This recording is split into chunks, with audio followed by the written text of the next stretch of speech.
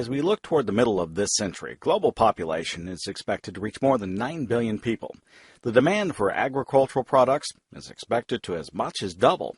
Yet today, some estimates indicate a third of the world's agricultural production does not reach the consumer.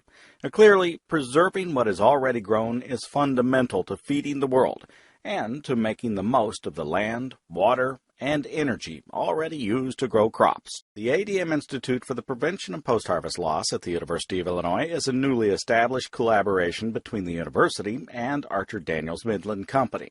ADM provided a $10 million gift to help establish the institute as part of its corporate social investment program. At the ADM Institute, we believe the world can grow enough grains and oilseeds to serve the need for food, feed, fiber, and fuel. But to do so, we have to be sure to efficiently use crops and not let the global harvest go to waste. Without successful innovation, the amount of staple crops lost each year will continue to grow.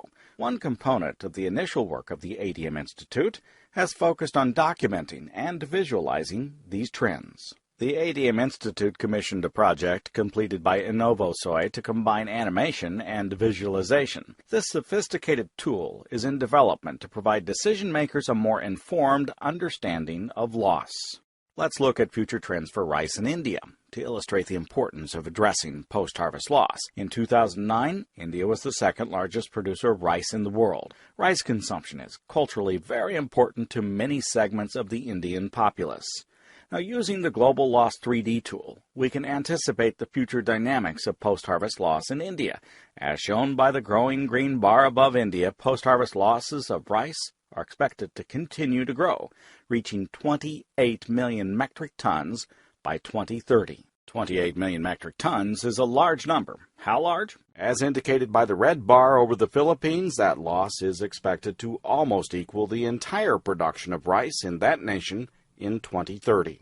Indeed, the total loss expected just in India exceeds the total production of rice in 75 countries around the world. These include agriculturally important nations such as Argentina, Spain, and Mexico.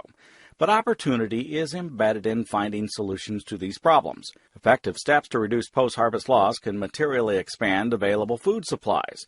For example, if the expected 2030 losses of India's rice production were cut in half, those reduced losses would exceed the total expected production of rice in the United States and in Japan. To address this growing problem, the ADM Institute has already committed $2.5 million to innovative research projects that systematically address loss of staple crops in India and Brazil.